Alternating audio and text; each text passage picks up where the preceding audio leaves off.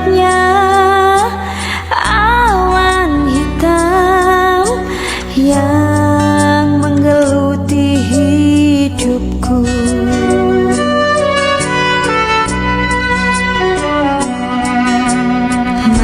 Matahari telah bersinar, berikanlah cahayamu agar alam di sekitarku terang benderang.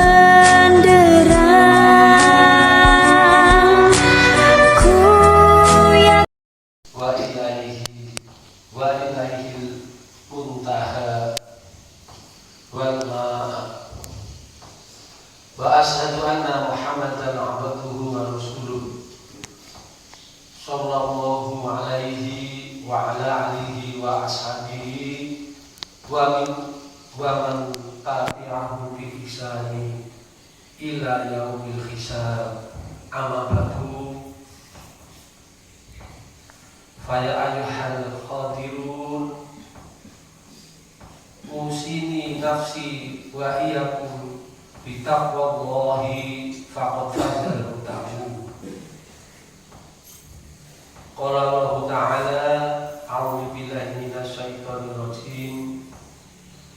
Ya ayyuhalladzina amanu taqullaha haqqa tuqatih wa la tamutunna illa wa antum muslimun.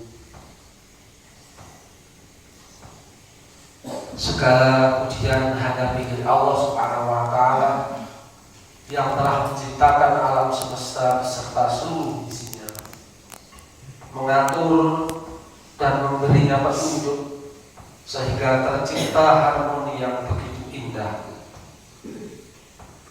Salawat dan salam tercurah limpah untuk baginda Rasulullah SAW.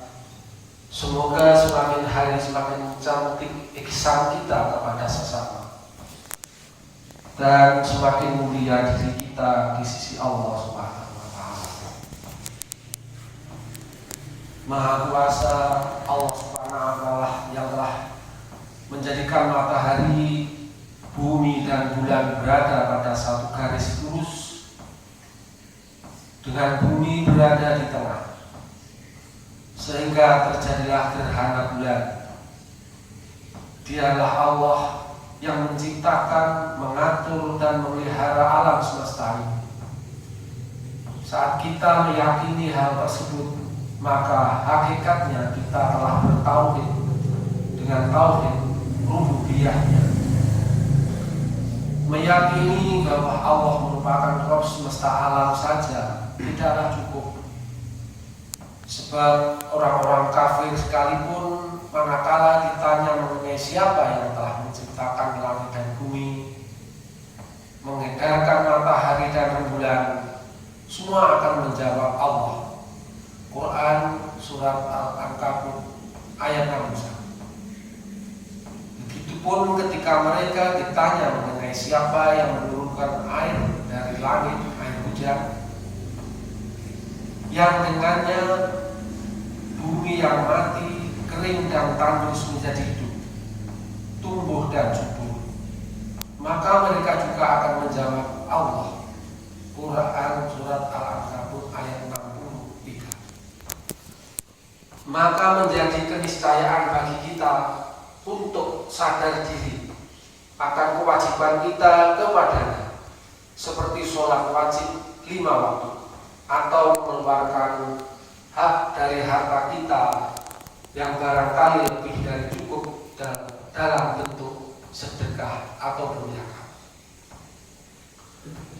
Menjadi insan rabbani merupakan sifat yang harus digambarkan oleh setiap muslim. Rabbani berasal dari kata Rabbun yang bisa diartikan sang pencipta, pengatur yang menghidupkan dan mematikan makhluk, yakni Allah Subhanahu wa Ta'ala. Dari sini dapat dipahami bahwa Rabbani merupakan sifat yang dinisbahkan kepada Allah Subhanahu wa Ta'ala. Seorang muslim yang rabbani ini setidaknya harus memiliki dua kesadaran, yakni kesadaran dari mana dia berasal dan kesadaran kemana dia akan pergi atau akan kembali. Sudah barang tentu jawaban dari keduanya ialah Allah Subhanahu wa Ta'ala. Sesungguhnya sholatku, ibadahku, hidupku, dan matiku hanyalah untuk Allah, Tuhan semesta alam. Jamaah sholat gerhana bulan rahimakumullah, sejak dulu orang menyikapi terjadinya gerhana setidaknya menjadi dua kelompok, yakni mereka yang menyikapinya sesuai dengan tuntunan Nabi dan mereka yang menyikapinya cenderung pada mitos dan tahyul. Sekalipun mungkin ada kelompok yang menyikapinya dengan acuh tak acuh, serta mereka yang terlalu menuhankan ilmu pengetahuan, sehingga meyakini terjadinya gerhana hanya sebab fenomena alam semata. Sebagai insan rabbani, tentu kita akan berusaha menjadi golongan yang pertama. Allah Subhanahu wa Ta'ala berfirman dalam Quran surat Fussilat ayat 37, A'udzu billahi minasyaitonir rajim. Wa min ayatihil lailu wan naharu was-samsu wal qamar la tasjudu lis-samsi wala lil qamari wasjudu lillahi alladzi khalaqahunna in kuntum iyyahu ta'budun. Dan di antara tanda-tanda kekuasaannya ialah malam, siang, matahari, dan bulan. Janganlah sembah matahari maupun bulan, tapi sembahlah Allah yang menciptakannya, jika dialah yang kamu hendak sembah. Kita teringat salah satu teladan yang dilakukan oleh Ki Haji Bagus Hadi Kusumo, juga Buya Hamka, saat menolak melakukan upacara sikiri, sebuah ritual upacara dalam budaya Jepang, yaitu sikap menghormati dan membungkukkan badan atau melakukan gerakan rukuk ke arah matahari terbit setiap pagi. Ditegaskan dalam ayat ini, wasjudu lillah, dan hendaklah kita melakukan rukuk dan sujud hanya kepada Allah Subhanahu wa Ta'ala semata. Dalam ayat lain Quran surat Yunus ayat 5, Huwaladzi ja'ala samsa diya'an wal qamara nuran wa qaddarahu manazila lita'lamu adadas sinina wal hisab ma khalaqallahu dzalika illa bil haqq yufassilul ayati liqaumi ya'lamun. Dialah yang menjadikan matahari bersinar, bulan bercahaya, dan ditetapkannya manzilah-manzilah atau tempat-tempat bagi perjalanan bulan itu, supaya kamu mengetahui bilangan tahun dan perhitungan waktu. Allah tidak menciptakan yang demikian itu melainkan dengan hak. Dia menjelaskan tanda-tanda kebesarannya kepada orang-orang yang mengetahui. Allah Subhanahu wa Ta'ala menggunakan istilah dia untuk matahari, sementara nur untuk rembulan, seolah menunjukkan bahwa cahaya yang dimiliki oleh keduanya tidaklah sama. Sebagaimana kita tahu bahwa bulan tidak menghasilkan cahayanya sendiri, berbeda dengan matahari yang menghasilkan cahayanya sendiri. Biiznillah, makna dia yakni cahaya yang keluar dari sesuatu itu sendiri seperti lampu. Maka nur yakni cahaya yang berasal dari pantulan benda lain, semisal cahaya pantulan dari cermin. Melalui ayat ini pula para cendekiawan muslim dan mereka yang memahami ilmu astronomi atau ilmu falak dapat mengetahui kapan terjadinya gerhana, kapan waktu sholat, puasa Ramadan, tanggal 1 Syawal, puasa Arafah, dan sebagainya, sehingga memiliki kemaslahatan secara luas. Jamaah sholat gerhana bulan yang dirahmati Allah Subhanahu wa Ta'ala, berkaitan dengan terjadinya gerhana, kita jumpai sabda Rasulullah SAW di antaranya dalam kitab hadis Sahih Bukhari. Diriwayatkan melalui Ummul Mukminin Aisyah radhiyallahu anha, pernah terjadi gerhana matahari pada zaman Rasulullah SAW. Kemudian beliau mendirikan sholat bersama orang banyak. Dan seterusnya Ummul Mukminin menjelaskan tata cara sholat gerhana yang dilakukan oleh Rasulullah bersama para sahabat. Kemudian di dalam riwayat tersebut terdapat juga pesan baginda Sallallahu Alaihi Wasallam. Ini samsa wal qamar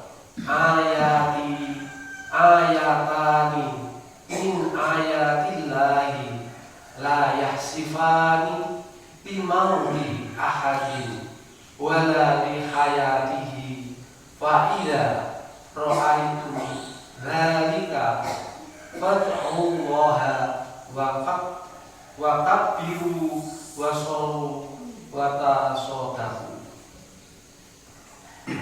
Sesungguhnya matahari dan bulan adalah dua tanda dari tanda-tanda kebesaran Allah, dan tidaklah gerhana itu disebabkan karena meninggal atau hidupnya seseorang.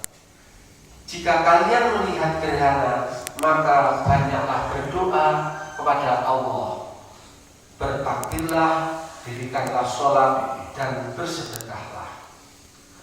Dalam riwayat yang lain disebutkan, wahai umat Muhammad, demi Allah, Allah sangat benci dengan hambanya yang melakukan zina, baik laki-laki maupun perempuan. Wahai umat Muhammad, demi Allah, jika kalian mengetahui apa yang aku tahu, sungguh kalian akan sedikit tertawa dan banyak menangis. Hadis riwayat Bukhari. Jamaah sholat gerhana yang dirahmati Allah Subhanahu wa Ta'ala, melalui sabda beliau setidaknya ada beberapa poin yang menjadi catatan kita.